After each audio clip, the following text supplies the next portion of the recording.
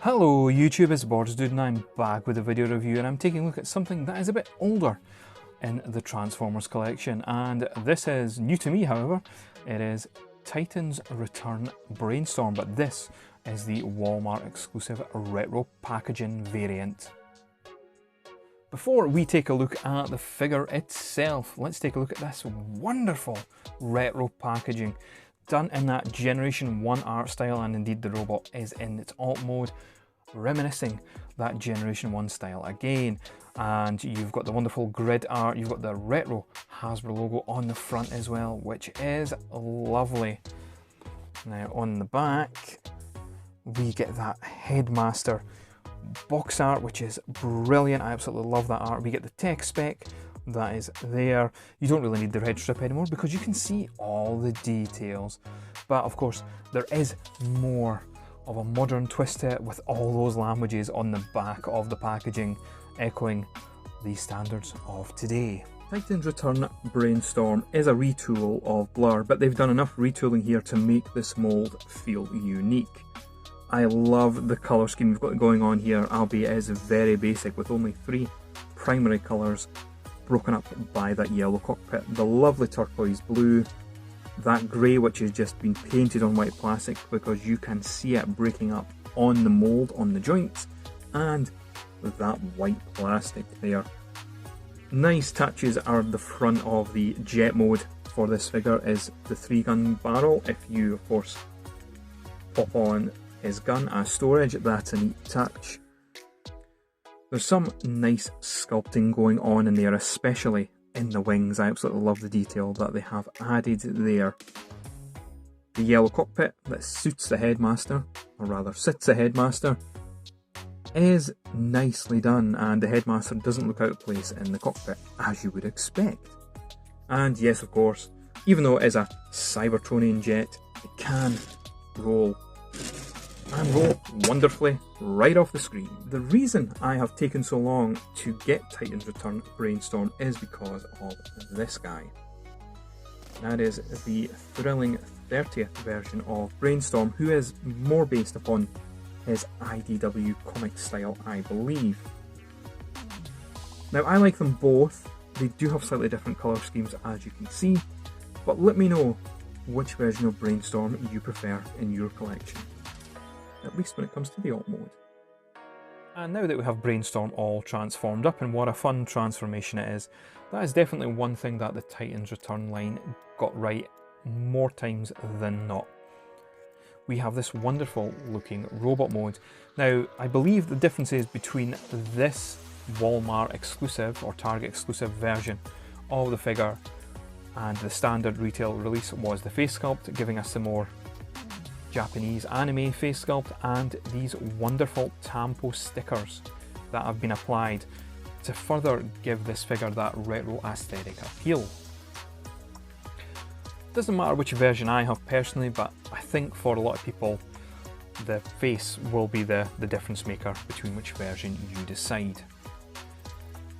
In terms of articulation for Brainstorm, his head can do a full 360. You have an outward arm articulation motion, can also do a full 360, relatively unharmed. We do get a bicep swivel, we get a single bend at the elbow, and we also do get a wrist swivel. We get a waist swivel, which, if the backpack wasn't on, is less hindered. The backpack can indeed come off, and we'll get to that. And the leg articulation is very nice. Again, that gun hampering the articulation. But you get a lot of motion. You get a lovely high bend at the knee.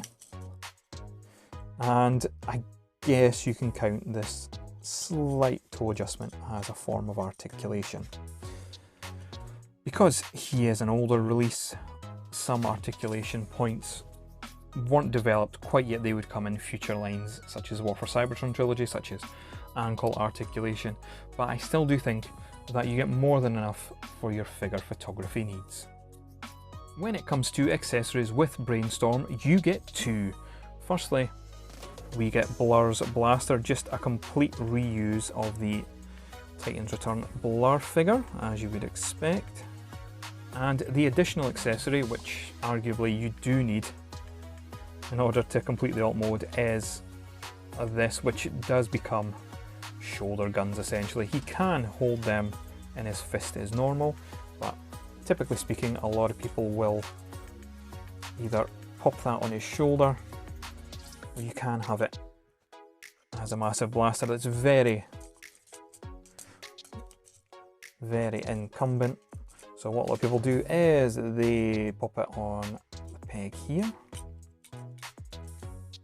but you do need to move the wings out the way in order to accommodate it. And of course the gun itself will just pop on the fist without any issues and holds in quite tightly. So yeah, accessory wise, you get those two, although one of them arguably isn't really an accessory, more as part of his alt mode, I would say. For a size comparison, let's once again bring in the thrilling 30th Brainstorm, who I do struggle to fit into this review space.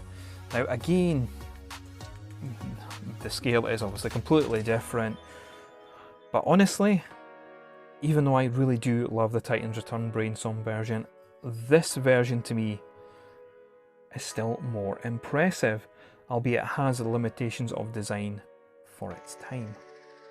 What do you think when it comes to these two versions of Brainstorm?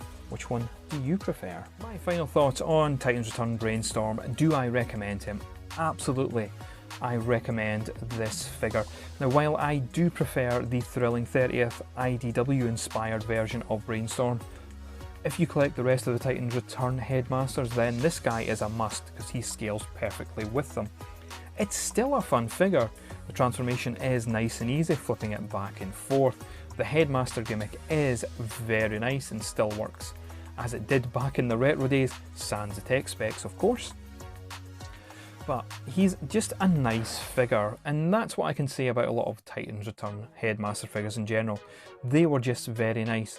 So it is one I recommend if you haven't picked it up or you missed out on the Titan's Return boat the first time around. And there we are, that is my look at the retro-inspired version of Brainstorm from Titan's Return. Do you prefer this version over the thrilling 30th IDW inspired version, or do you like the bigger Headmasters? Let me know in the comments section below, and I will see you again soon with another video review.